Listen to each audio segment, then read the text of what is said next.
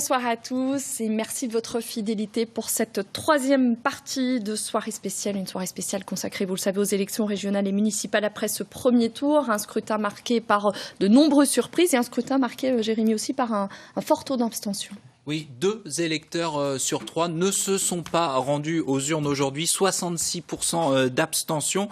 Et parmi les votants, il se dégage un score et un résultat que vous allez voir, sondage sortie des urnes, sortie des urnes Ipsos Steria, notre partenaire ce soir. Et c'est Marguerite Dufay, la présidente socialiste sortante, qui sort en tête de ce premier tour. Son score estimé à 26,6% des suffrages.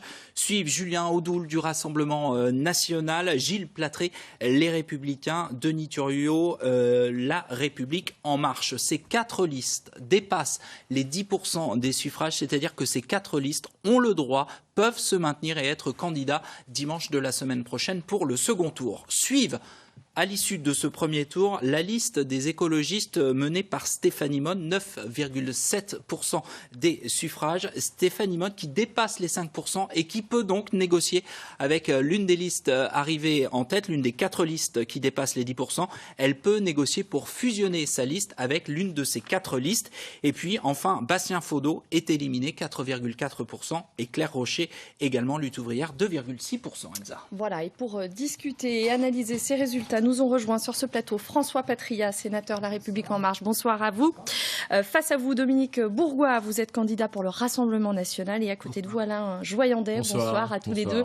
Alain Joyandet pour LR. Je me tourne vers vous, François Patria. Quelle est votre analyse sur ces résultats? Est-ce que vous êtes surpris ce soir? Surpris par l'abstention, non. J'avais prévu, depuis plusieurs semaines, qu'il n'y aurait pas plus de 35% de votants.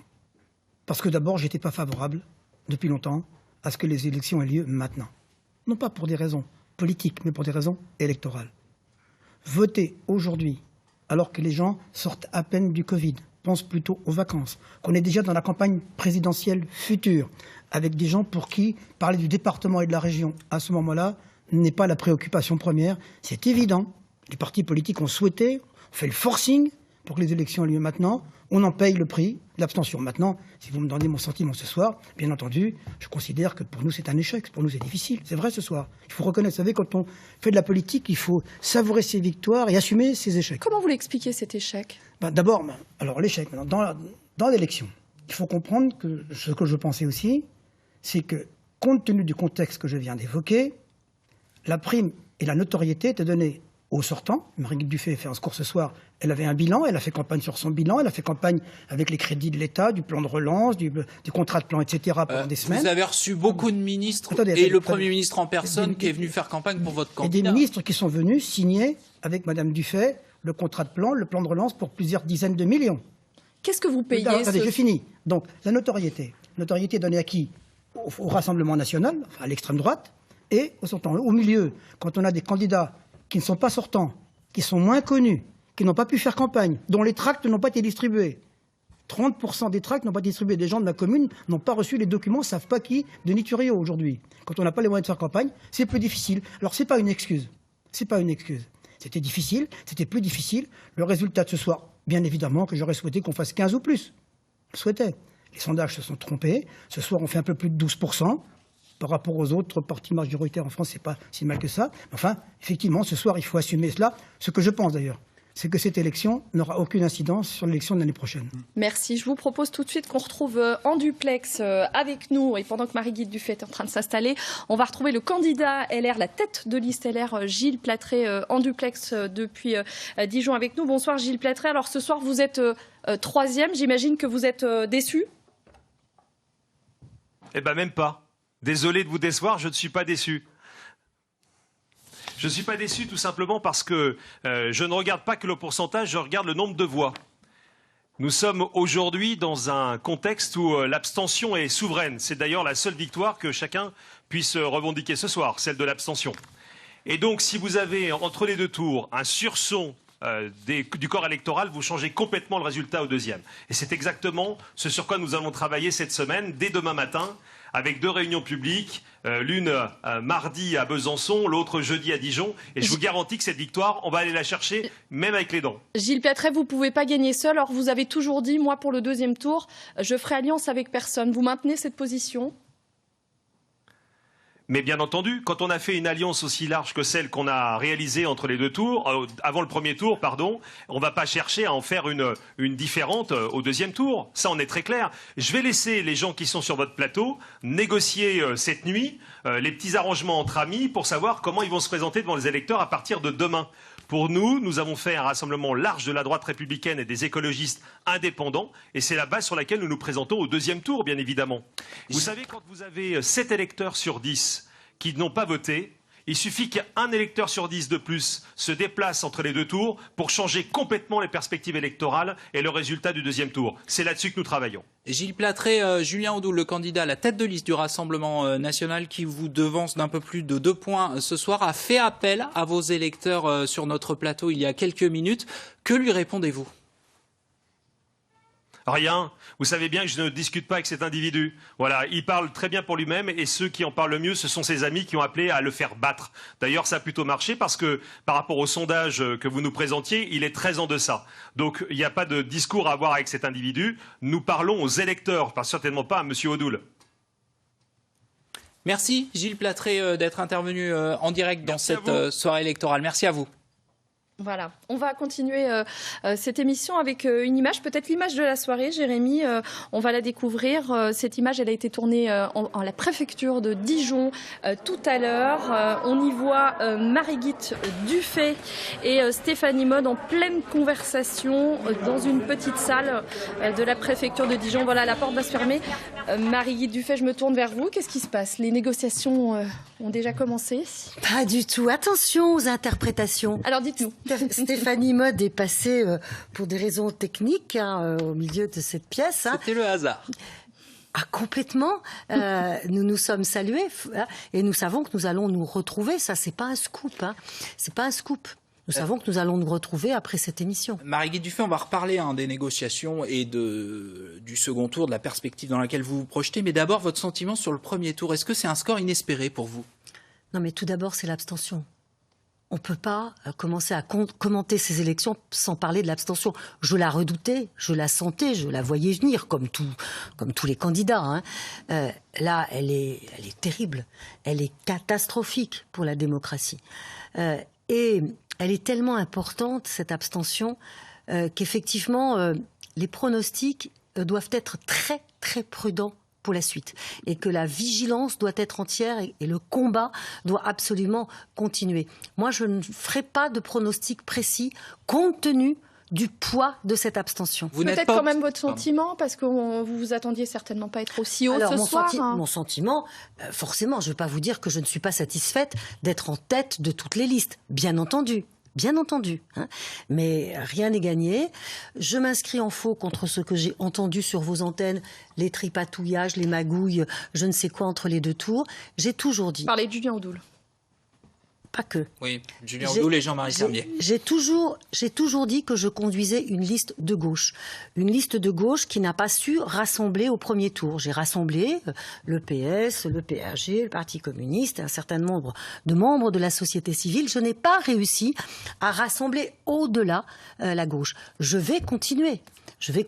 Parce que pour moi, il est naturel d'avoir une alliance avec les écologistes. C'est pas du tripatouillage, c'est pas des magouilles. Ça veut dire, Marie-Guite Dufay, qu'il y aura des candidats de Stéphanie Maude sur votre liste dimanche prochain?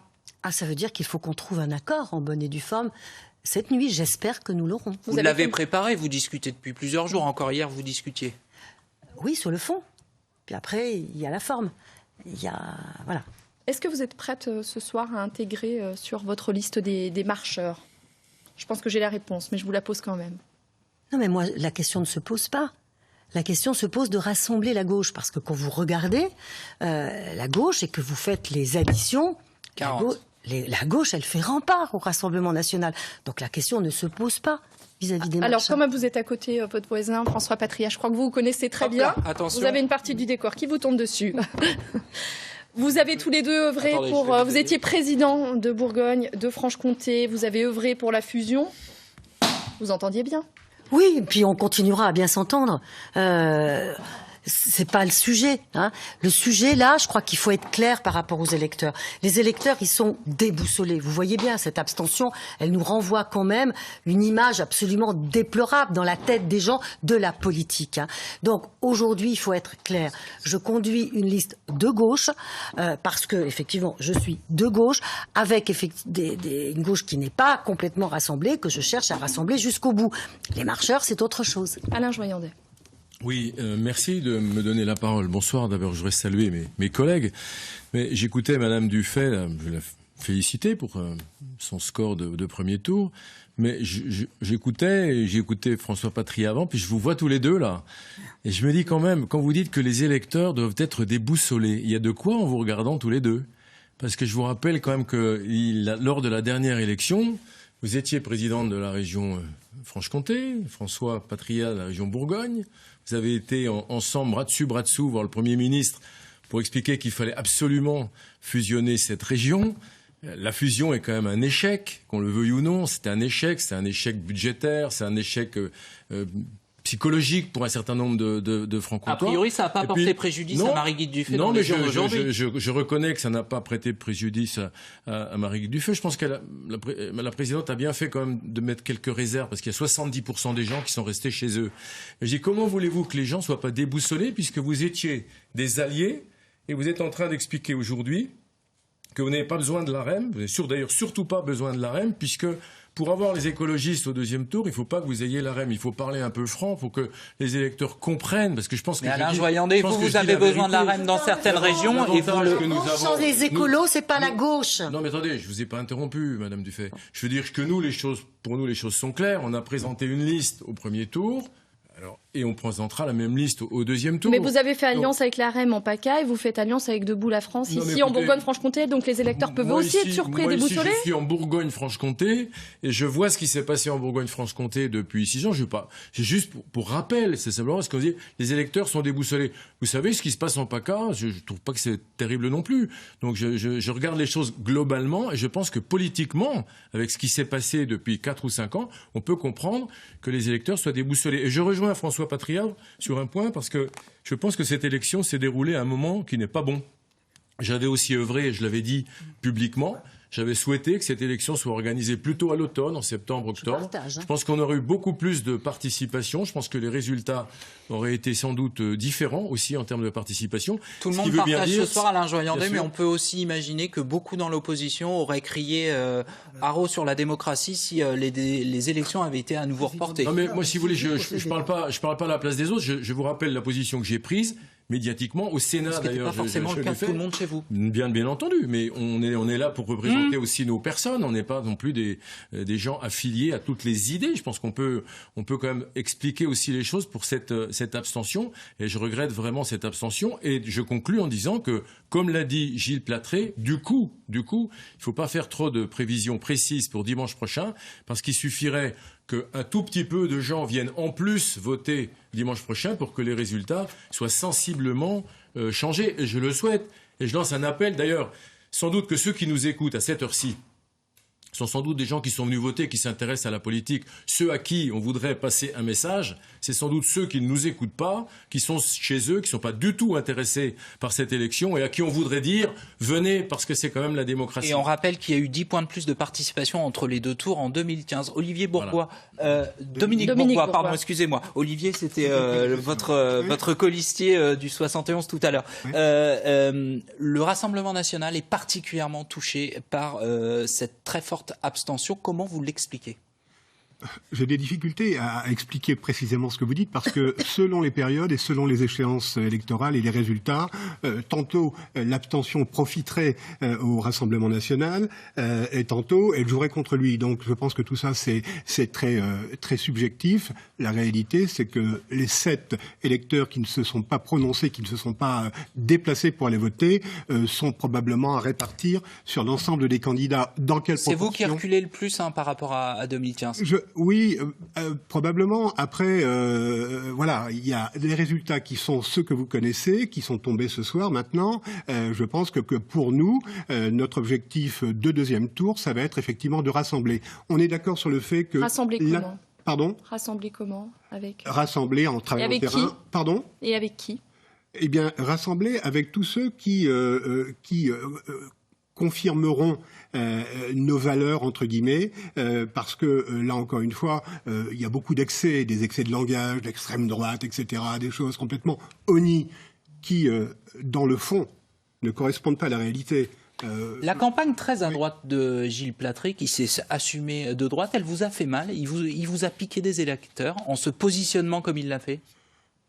Je ne le pense pas. Je ne le pense pas. Il a probablement troublé son camp. Il a probablement troublé ses électeurs. Mais encore une fois, les électeurs n'appartiennent pas à un candidat. Les électeurs appartiennent à un mouvement d'idées. Moi, ce que je constate simplement, c'est que dans cette abstention qui est très forte aujourd'hui, c'est un peu la démocratie qu'on met en sourdine. Et ça, c'est un problème majeur. Mais on a un tour pour se refaire.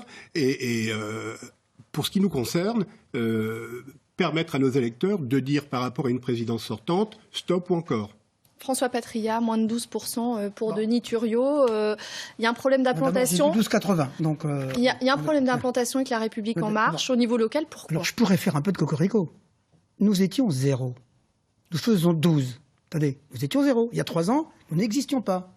Et j'ai fait campagne avec Marie-Guide Dufay. Alors, je suis déjà venu le réparer, si vous pouviez... Non, je suis par là. Bon, c'est une drôle de manière quand même de commencer à dialoguer avec Marie-Guide Dufay. Allez, soyons sérieux.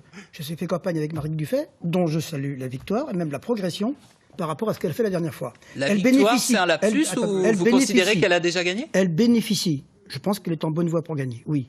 Elle bénéficie de la prime au sortant. Elle a pu faire campagne sur son bilan, inauguré, signé avec le Premier ministre, avec Mme Gourault, le plan de relance, le contrat de plan. Et Mme Dufay sait très bien m'appeler quand elle a besoin de parler au Premier ministre, au Président de la République. Il n'y a pas de problème.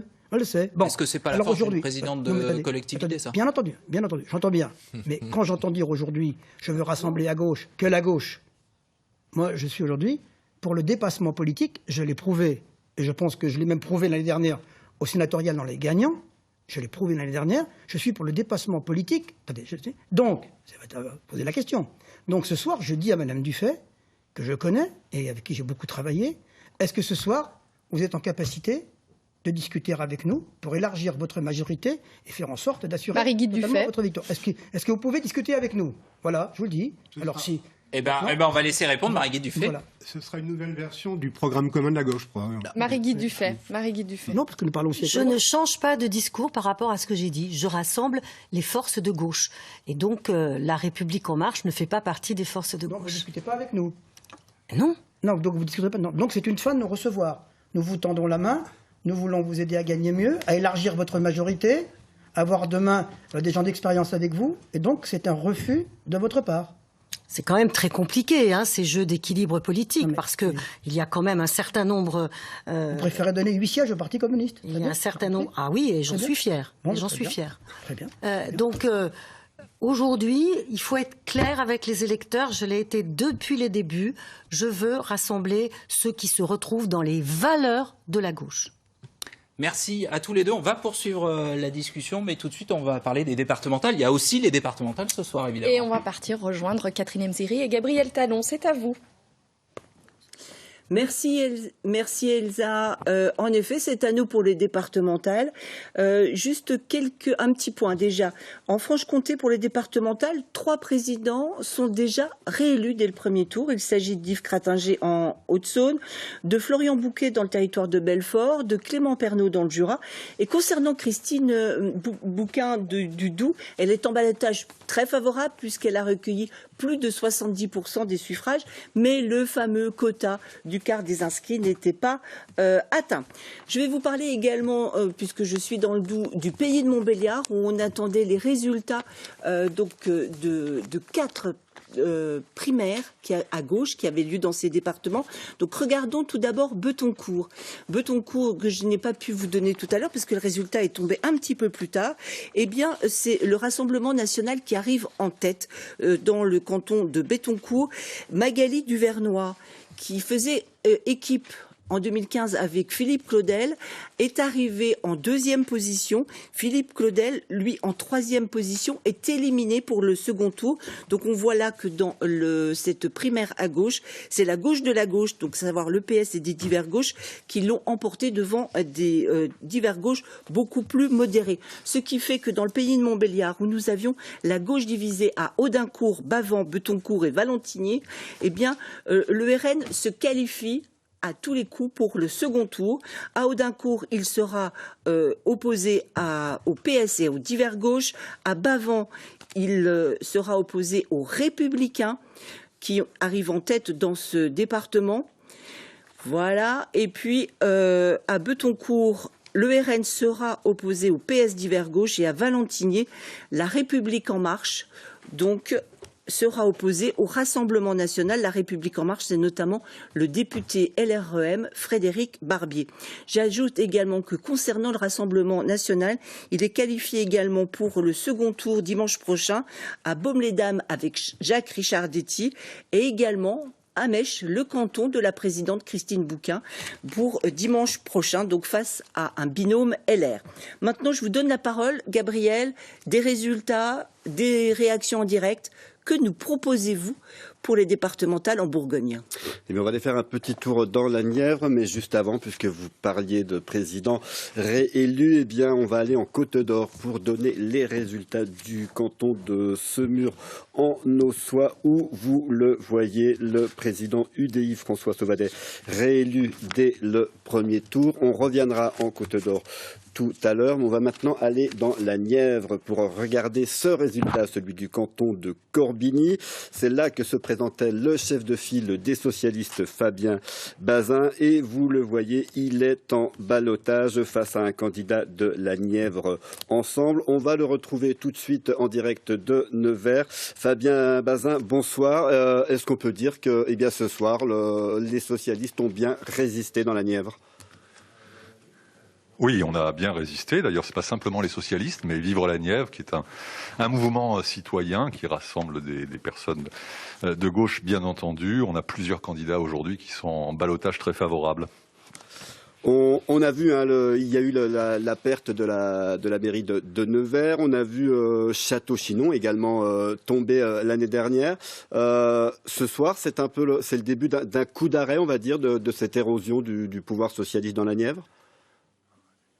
Oui, encore une fois, nous ne parlons pas de pouvoir socialiste, mais de citoyens engagés à gauche. Autour de ce mouvement Vivre la Nièvre, nous avons construit avec les Nivernais. Aujourd'hui, Château-Chinon fait mieux que résister. Patrice Joly est en ballottage très favorable. Si on n'avait pas eu la règle des 25%, Justine Guyot serait élue à Decize ou Jocelyne Guérin à Luzy. Et donc, dans une grande majorité de cantons aujourd'hui, la dynamique est bien du côté de Vivre la Nièvre, ce dont nous nous félicitons. Ça veut dire que pour ce deuxième tour, vous êtes serein ou il va falloir encore batailler ?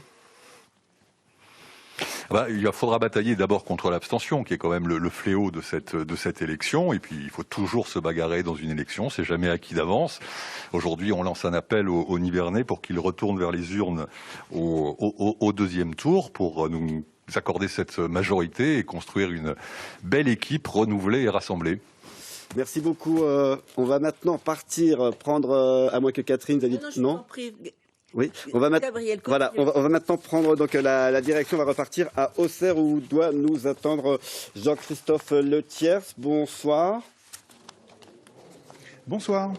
On a déjà donné quelques résultats pour Lyon. On va maintenant regarder celui-ci, si vous le permettez, celui de Villeneuve-sur-Yonne, puisque c'est le canton qui avait élu en fait un binôme Rassemblement national il y a 6 ans. Et on le voit dans ce canton, le binôme RN arrive en deuxième position derrière le binôme de la droite. Jean-Christophe Letiers, on a un peu commenté les premiers résultats de cette soirée. Est-ce qu'on peut dire ce soir que le Rassemblement national est en recul par rapport à 2015 ? Écoutez, on peut surtout dire que la participation est en recul et on peut surtout constater que nos électeurs ne sont pas venus, ne se sont pas déplacés dans la majorité. On peut aussi constater qu'une majorité de binômes est en seconde position, quelques-uns sont en tête. Et naturellement, il va falloir batailler la semaine prochaine, comme nous le faisons systématiquement et toujours. Vous savez déjà sur combien de cantons vous serez présent au deuxième tour dans l'Yonne? Non, j'arrive à la préfecture. On a la découverte des résultats au fur et à mesure. Et je ne vous cache pas que je n'ai pas eu l'occasion de prendre la totalité des résultats. C'était 19 il y a 6 ans. Assurément, ce sera moins. Peut-être, mais en fait, on a un deuxième tour la semaine prochaine, et j'invite surtout nos concitoyens, les Iconais, à regarder la possibilité qu'ils ont de changer les choses, et puis de regarder également ce qu'ont fait les sortants, puisqu'ils bénéficient en effet d'une prime, la fameuse prime aux sortants que l'on voit et que l'on constate, mais il faut vraiment regarder ce qui a été fait, ce qui est prévu de faire, et en général, ce n'est pas ce qui est attendu par l'ensemble des Iconais, donc il faut vraiment se pencher sur le problème, se mobiliser dès la semaine prochaine, et nous serons sur le terrain dès demain. Merci beaucoup Jean-Christophe Le Thiers. On va s'intéresser maintenant à nouveau à la Franche-Comté avec vous, Catherine.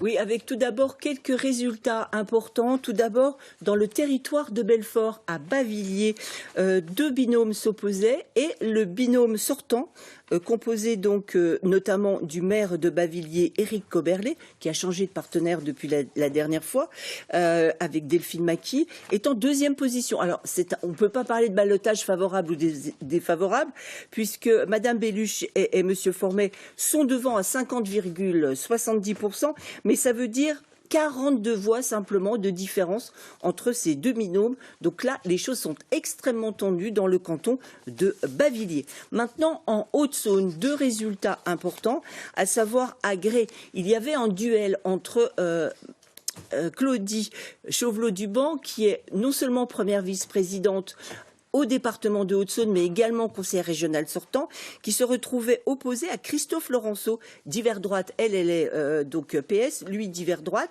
le maire de Grès. Et là, les résultats sont les suivants. Donc, en ballotage, Claudie Chauvelot-Duban et Laurent Bailly avec presque 42% des voix. Christophe Laurenceau et Annick Gabbio, divers droite, avec un peu plus de 38%. Là aussi, tout comme donc, le RN est battu pour cette élection. Et puis à Port-sur-Saône, c'était un canton test puisque le binôme sortant ne se représentait pas. Il était à gauche. Et bien ce canton donc se retrouve avec donc le duo de gauche en position favorable pour dimanche prochain, puisque 45,50% des voix, suivi des divers droites LR, Sandrine Robin et Luc Simonel. Le RN est battu dans ce canton. Voilà, donc puisque nous parlons du Rassemblement national qui n'a pas réalisé de très bons scores pour le moment en Haute-Saône, pour les résultats que nous avons, nous attendons donc les villes de Héricourt et de Lure avec beaucoup d'impatience, mais nous allons tout de suite entendre son chef de file, à savoir donc Antoine Villedieu du Rassemblement national de Haute-Saône. On l'écoute. De toute façon, l'objectif est toujours le même et puis on lâchera rien puisqu'on le sait qu'on est très fort dans le département. Notre objectif de l'entre-deux tours, ça va être d'aller expliquer et à nos électeurs qu'il faut se mobiliser parce qu'on peut gagner, parce qu'on va gagner, et aussi de tendre la main dans certains cantons où ils seraient orphelins de candidats républicains, de leur expliquer qu'aujourd'hui, s'ils veulent faire barrage à la gauche, c'est avec le Rassemblement national. Et c'est sur un projet concret qui a été fait pour eux, qui pourront retrouver un petit peu foi en la politique. Donc c'est Antoine Villedieu du Rassemblement national de Haute-Saône. Gabriel, quelques résultats pour la Bourgogne. Oui, et on va aller cette fois, Catherine, on va aller en Côte d'Or avec Beaune tout d'abord. Et on le voit, c'est le binôme Pierre Bolz de Charlotte Fougère qui arrive en tête devant Marie-Laure Raquic et Jean-Benoît Vitenay. Autrement dit, un duel de droite pour le second tour. On va aller voir également maintenant du côté de Montbard. Montbard, c'est le canton où se présentait la députée Yolène de Courson, qui cette fois se présentait pour la gauche, et on le voit les qualifier pour le second tour dans un ballottage avec face à Marc Fro et Laurence Porte de la majorité sortante. Et enfin, sur le canton de Dijon 2, on voit ce résultat, celui de la sortante Nathalie Conders en tête avec 47,73% et qui sera donc face à un binôme LR au second tour. Nathalie Conders, on va d'ailleurs tout de suite la retrouver en direct de Dijon. Nathalie Conders, bonsoir. Quelle analyse vous faites tout simplement de cette soirée pour la gauche en Côte d'Or? Bah écoutez, je tiens déjà à remercier l'ensemble des Côtes-d'Oriens qui sont déplacés pour aller voter, et plus particulièrement les Dijonnaises et les Dijonnais et ceux du canton de Dijon 2. C'est vrai que notre programme arrive dans de nombreux cantons en tête, donc il va falloir transformer l'essai au second tour, et j'appelle vraiment tous ceux qui sont déplacés à venir pour le second tour. Non, je n'ai pas encore les résultats définitifs, mais je sais qu'on a des très bons résultats sur Dijon avec l'ensemble des binômes qui sont soit devant, mais en tout cas, ils sont tous qualifiés pour le deuxième tour. En tout cas, on ne sent pas dans votre voix un enthousiasme dingue. Il n'y a pas eu une vraie poussée de la gauche ce soir en Côte d'Or. Si, mais écoutez, vous savez, moi, je suis prudente et je me concentre maintenant sur le deuxième tour. Je pense qu'il faut vraiment, inciter les gens qui sont déplacés à venir voter, et puis aussi inciter les abstentionnistes. En tout cas, c'est ce que je fais ce soir pour voter pour nos candidats, pour un département plus humain, plus solidaire, plus écologiste et plus attractif. Avant de se quitter, juste un mot, Nathalie Kunders, on a beaucoup commenté, on a beaucoup vu un recul du Rassemblement national. C'est valable dans les autres départements. Vous le constatez également en Côte d'Or?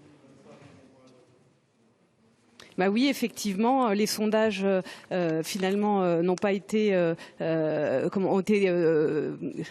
trouve pas le terme, pardon, mais on voit effectivement un autre recul, donc on peut s'en féliciter. Maintenant, on voit qu'il y a eu quand même beaucoup d'abstentionnistes, donc je pense qu'il faut aussi peut-être aller leur expliquer l'importance de ce vote, leur expliquer les compétences des collectivités, de la région ou du département, qui sont quand même des compétences essentielles dans la vie quotidienne, et je pense notamment au département puisqu'il s'occupe de la naissance jusqu'au grand âge. Donc c'est à nous, lors de cette semaine du deuxième tour, d'aller leur expliquer l'importance de ces deux élections. Merci Nathalie Kunders. On retourne à Franche-Comté, Catherine. Oui, nous allons tout d'abord aller dans le Doubs pour entendre Christine Bouquin. Christine Bouquin, c'est la présidente LR du département du Doubs. Elle sera opposée dimanche prochain à un binôme du Rassemblement national. Elle aurait pu être élue dès le premier tour s'il y avait eu plus d'électeurs dans son canton, mais en fait, elle n'atteint pas le fameux quota du quart des électeurs inscrits, avec plus de 70% des voix donc sur le canton de Mèche. Donc c'est vrai qu'elle est en position très favorable, et l'une de nos équipes l'a rencontrée tout à l'heure. Voici sa réaction. Nous l'écoutons. Je suis très satisfaite que la plupart des équipes de la majorité départementale, c'est le Doubs, soient qualifiées pour le deuxième tour et soient devant dans certains cantons. Nous allons poursuivre l'ensemble de nos actions. Vous avez compris, quand nous sommes devant comme ceci, c'est l'abstention qui nous a fait trébucher. Donc on va recommencer dès demain matin et aller chercher un par un les électeurs pour que nous puissions mener notre programme pour les 6 ans à venir. Je suis très confiante, mais je parle avec beaucoup d'humilité parce qu'il n'y a pas beaucoup de taux de participation et c'est très inquiétant.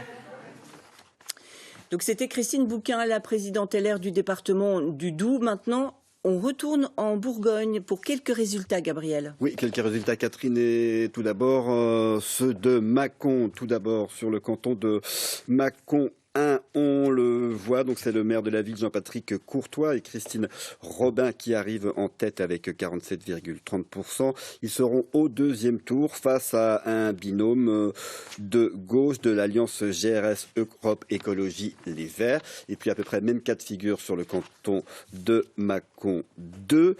Cette fois, c'est Claude Canet et Hervé Reynaud qui arrivent en tête avec 39,78%, devant un binôme, la France Insoumise, Parti communiste. Et puis, Catherine, avant de vous rendre la parole, prenez votre temps, tout va bien. Encore deux résultats dans Lyon, cette fois avec le canton de Gâtinais en Bourgogne, puisque là, il s'agissait de la succession du poste de Jean-Baptiste Lemoyne. Et vous voyez donc ces résultats qui s'affichent. Il y aura au second tour un duel entre la droite et le Rassemblement national. Il y avait une sorte de primaire, Catherine, à droite sur ce canton, et c'est bien le binôme investi par la majorité départementale qui l'a emporté. Un dernier résultat pour Lyon avec le canton de Joigny. Vous allez voir les résultats dans un instant. Et là, vous le voyez, donc c'est la gauche qui arrive en tête. C'est là que se présentait Frédéric Collat, la chef de file de l'Union de la gauche dans ce département. Et au second tour, elle affrontera un binôme du Rassemblement national.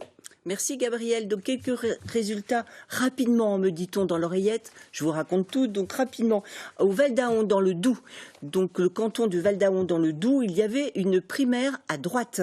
Et c'est donc le candidat estampillé majorité départementale de Christine Bouquin qui arrive en tête avec près de 40% des suffrages. Donc Sylvie Lehir qui faisait binôme avec Thierry Vernier en 2015 arrive en deuxième position, donc 27%.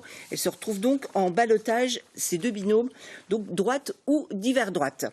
À Melisay en Haute-Saône, donc dans le département de la Haute-Saône, Sylvie Coutru et Laurent Seguin, qui sont donc les deux conseillers départementaux sortants de ce binôme, sont en ballottage très favorable, puisqu'ils sont largement devant le duo de droite, à savoir Philippe Grosjean et Anne Lagarrigue, respectivement 50,5% des suffrages et 28%, mais la participation n'était pas suffisamment élevée pour qu'ils soient élus dès le premier tour.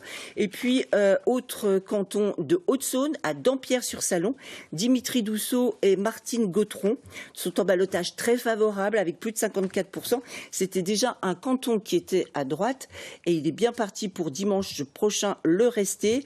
Et le Rassemblement national arrive troisième et donc battu, éliminé. Je termine avec les résultats de Lons-le-Saunier. On sait qu'à Lons-le-Saunier, la succession de l'ancien maire Jacques Pélissard est très difficile à droite et qu'il y a plusieurs courants et des rivalités. Pour le canton de Lons-le-Saunier 2, Cyril Bréraud, qui est le candidat sortant conseiller départemental, est en ballottage favorable avec 37%, devant un binôme de gauche composé d'Yvan Bourgeois et de Émilie Goujon, 37% pour l'un, 22% pour l'autre. Et c'est à peu près donc les résultats principaux que nous avons pour le moment. Et Elsa, je vais donc vous rendre l'antenne pour parler des régionales. Merci beaucoup Catherine. Jérémy, un mot sur les dernières estimations ? Oui, avec cette estimation Ipsos Sopres Steria, Marie-Guy Dufay basculerait en tête de ce premier tour. Marie-Guy Dufay, la présidente socialiste sortante, avec 26,6% des suffrages, devant Julien Audoul du Rassemblement national, 23,6%, Gilles Platré, Les Républicains, 21,2%, et Denis Thuriot de La République En Marche, 11,9%. Stéphanie Mode d'Europe Écologie Les Verts est autour de 10%, Bastien Faudot 4,4% et Claire Rocher 2,6%. Et justement, Jérémy, je vous propose d'écouter la réaction de Claire Rocher pour Lutte ouvrière. On écoute. C'est un gage pour l'avenir parce que les listes lutte ouvrière, elles étaient clairement des listes pour un programme de lutte pour les travailleurs et dans la perspective de renverser le pouvoir de la bourgeoisie. Et donc c'est un gage pour l'avenir d'avoir plus d'une dizaine de milliers d'électeurs dans la région Bourgogne-Franche-Comté qui se prononcent sur ce programme-là et sur cette perspective. Voilà, avant de poursuivre la discussion en plateau ici avec nos invités, je vous propose de revenir sur la soirée de Julien Audoul, la tête de liste du Rassemblement national, qui a donc réalisé 23% des suffrages. On regarde. Il voulait la première place, le devant de la scène à l'issue du premier tour. Mais c'est un Julien Audoul second qui arrive devant les journalistes. Un candidat du RN, déçu par son score et par ce qu'il appelle une désertion démocratique. Où êtes-vous ? Où êtes-vous ce soir ? Où êtes-vous ce soir pour faire gagner nos idées ? C'est à vous de nous donner la victoire. C'est à vous de vous mobiliser dimanche prochain. La victoire est possible si vous vous bougez. Pendant la campagne, il avait tendu la main à Gilles Platré, le candidat des Républicains. En vain. Ce soir, il lui tend de nouveau. Monsieur Platré prendra ses responsabilités. Moi, j'ai toujours tendu la main. J'ai toujours tendu la main parce que je considère que l'enjeu, il est immense. L'enjeu, c'est celui de l'alternance. Il ne s'agit pas de parti, il ne s'agit pas de tête de liste. Là, il s'agit de voter utile. Et le seul vote utile, c'est le vote Rassemblement national. Au QG de Julien Audoul ce dimanche, il n'y aura donc pas eu d'explosion de joie, de discours de victoire. Avec 23%, le Rassemblement national fait bien moins qu'en 2015. Pour les dernières élections régionales, le parti de Marine Le Pen était arrivé en tête au premier tour, avec 31% des voix. Alain Joyandet, je me tourne vers vous. Julien Audoul a clairement fait appel à votre liste. Vous avez fait campagne quasiment sur les mêmes thèmes. Pourquoi ne pas s'unir ?